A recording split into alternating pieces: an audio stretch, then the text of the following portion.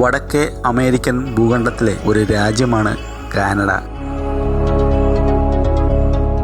വികസിത പാശ്ചാത്യ രാജ്യമാണ്. ലോകത്തിലെ ഏറ്റവും കൂടുതൽ ഭൂപ്രദേശമുള്ള രണ്ടാമത്തെ രാജ്യവും ഏറ്റവും കൂടുതൽ കടൽത്തീരമുള്ള രാജ്യവുമാണ് കാനഡ. വലിപ്പത്തിൽ മുന്നിലാണെങ്കിലും സമീപത്തുള്ള അമേരിക്കയെ അപേക്ഷിച്ച് കാനഡയിൽ ജനവാസം കുറവാണ്. ആർട്ടിക് പ്രദേശത്തോട് ചേർന്ന് കിടക്കുന്നതിനാൽ മിക്ക സ്ഥലങ്ങളും മഞ്ഞുമൂടി തണുത്ത് ജനവാസ യോഗ്യമല്ലാത്തതിനാലാണിത്. ഭൂരിപക്ഷം ജനങ്ങളും ഇംഗ്ലീഷ് യൂറോപ്യൻ വംശജരാണ്. തദ്ദേശ വംശജരായ ഇന്ത്യൻസും മറ്റ് രാജ്യങ്ങളിൽ നിന്നും കുടിയേറ്റക്കാരുമുള്ള ഒരു രാജ്യം ആണ് കാനഡ. കാനഡയിൽ താമസിക്കുന്നവർക്ക് കുറഞ്ഞ ചിലവിലുള്ള വിദ്യാഭ്യാസം, സൗജന്യ ആരോഗ്യ പരിരക്ഷ, ക്ഷേമ ആനുകൂല്യങ്ങൾ, റിട്ടയർമെന്റ് സുരക്ഷ, പൊതു സുരക്ഷ, മെച്ചപ്പെട്ട പൊതു അടിസ്ഥാന സൗകര്യങ്ങളും പൊതുപയോഗത്തിന് യോഗ്യമായ രീതിയിൽ പരിപാലിക്കപ്പെടുന്നതും ചിട്ടയോടുകൂടി നിയന്ത്രിക്കുന്ന സുരക്ഷിതവുമായ കായിക വിനോദ കേന്ദ്രങ്ങൾ എന്നിവ ഇവിടെ നികുതി അടയ്ക്കുന്നതിലൂടെ ലഭ്യമാണ്. മാത്രമല്ല സബ്സിഡി മുഖേനയുള്ള സൗകര്യങ്ങളും ഇതിനാൽ ലഭ്യമാണ്.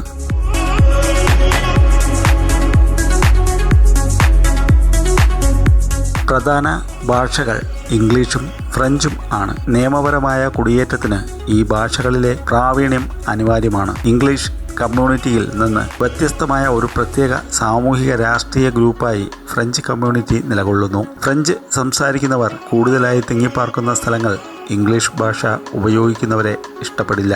മാത്രമല്ല അത് സംസാരിക്കുന്നവരെ അവർ കഠിനമായി വിമർശിക്കുകയും ചെയ്യുന്നു. അവരുടെ ജോലിസ്ഥലങ്ങളിലും അവർ ഇംഗ്ലീഷ് സംസാരിക്കുന്നവരെയും ദൈനംദിന ആവശ്യങ്ങൾക്ക് അടിസ്ഥാന ഫ്രഞ്ച് മാത്രം അറിയാവുന്നവരെയും നിയമിക്കുന്നത് ഒഴിവാക്കുന്നു. അവരുടെ സ്കൂളുകളിൽ പോലും ഫ്രഞ്ച് ഭാഷയ്ക്ക് ഏറ്റവും പ്രാധാന്യം നൽകുന്നു. ഇവിടങ്ങളിൽ വിദ്യാർത്ഥികൾക്ക് ഇംഗ്ലീഷ് ഭാഷ പ്രാവീണ്യം സജീവമായി നിലനിർത്തേണ്ട ആവശ്യമില്ല.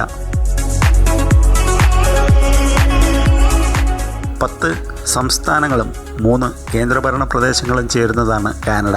Alberta, British Columbia, Manitoba, Brunswick, Newfoundland and Labrador, Nova Scotia, Ontario, Prince Edward Island, Quebec, Saskatchewan എന്നിവയാണ് സംസ്ഥാനങ്ങൾ. ന്യൂനവുഡ്, വടക്കു പടിഞ്ഞാറൻ പ്രദേശങ്ങൾ, യൂക്കോൺ എന്നിവ കേന്ദ്രഭരണ പ്രദേശങ്ങളും. സംസ്ഥാനങ്ങൾക്ക് കേന്ദ്രഭരണ പ്രദേശങ്ങളെ അപേക്ഷിച്ച് കൂടുതൽ സ്വയംഭരണാധികാരങ്ങളുമുണ്ട്. ആരോഗ്യം, വിദ്യാഭ്യാസം, സമൂഹക്ഷേമം തുടങ്ങിയ സുപ്രധാന മേഖലകൾ സംസ്ഥാനങ്ങളുടെ ചുമതലയിലാണ്.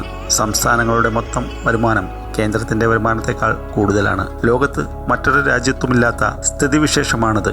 എല്ലാ സംസ്ഥാനങ്ങൾക്കും ഏകമണ്ഡല നിയമസഭയാണുള്ളത്. സംസ്ഥാന നിയമസഭയുടെ തലവൻ പ്രീമിയർ എന്നറിയപ്പെടുന്നു. രാജ്യത്തിൻ്റെ പരമാധികാരി ബ്രിട്ടീഷ് രാജ്ഞി അല്ലെങ്കിൽ രാജാവാണ്. എലിസബത്ത് രാജ്ഞിക്ക് ശേഷം ചാൾസ് 3-ാമൻ രാജാവാണ് നിലവിൽ ആ പദവി വഹിക്കുന്നത്. രാജ്യത്തിൻ്റെ പ്രതിനിധിയായി എല്ലാ സംസ്ഥാനങ്ങൾക്കും ലഫ്റ്റനന്റ് ഗവർണർമാരുമുണ്ട്. ചരിത്രപരമായി ബ്രിട്ടീഷ്, ഫ്രഞ്ച് തദ്ദേശീയ സംസ്കാരങ്ങളും പാരമ്പര്യങ്ങളും കാനഡയെ സ്വാധീനിച്ചിട്ടുണ്ട്. 20-ാം നൂറ്റാണ്ടിൽ ആഫ്രിക്കൻ, കരീബിയൻ, ഏഷ്യൻ ദേശീയതകളുള്ള കനേഡിയൻ ജനത കനേഡിയൻ സ്വത്വത്തിലേക്കും അതിൻ്റെ സംസ്കാരത്തിലേക്കും ചേർത്തു. കാനഡയുടെ സംസ്കാരം അതിൻ്റെ ഘടക ദേശീയതകളുടെ വിശാലമായ ശ്രേണിയിൽ നിന്ന് സ്വാധീനം ചെലുത്തുന്നു. നീതിയുക്തമായ ഒരു സമൂഹത്തെ പ്രോത്സാഹിപ്പിക്കുന്ന നയങ്ങൾ ഭരണഘടനാപരമായി സംരക്ഷിക്കപ്പെടുന്നു.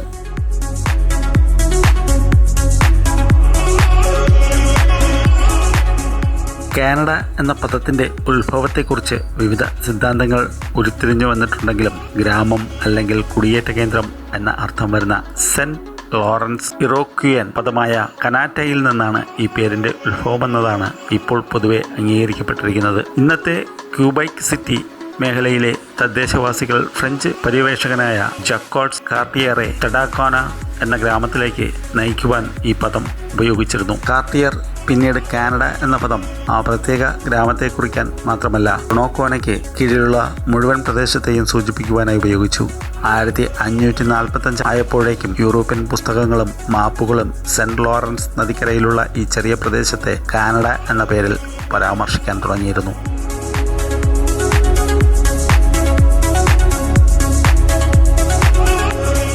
കാനഡ രണ്ടാമത്തെ വലിയ രാജ്യമാണ്. ലോകത്തിലെ ഏറ്റവും വലിയ ശുദ്ധജല തടാകങ്ങൾ ഉള്ളതിനാൽ ഭൂവിസ്തൃതിയുടെ അടിസ്ഥാനത്തിൽ കാനഡ 4-ാം സ്ഥാനത്താണ്. കിഴക്ക് അറ്റ്ലാന്റിക് സമുദ്രം മുതൽ വടക്ക് ആർട്ടിക് സമുദ്രം വരെയും പടിഞ്ഞാറ് പസഫിക് സമുദ്രം വരെയും നീണ്ടുകിടക്കുന്ന ഈ രാജ്യം ലോകത്തിലെ ഏറ്റവും ദൈർഘ്യമേറിയ തീരപ്രദേശമുള്ള കാനഡയ്ക്ക് വിശാലമായ സമുദ്ര ഭൂപ്രദേശവും ഉണ്ട്. ലോകത്തിലെ ഏറ്റവും വലിയ കര അതിർത്തി യുണൈറ്റഡ് സ്റ്റേറ്റുമായി പങ്കിടുന്നതിനു പുറമെ കാനഡ ഗ്രീൻലാൻഡുമായി ഒരു കര അതിർത്തി പങ്കിടുന്നു.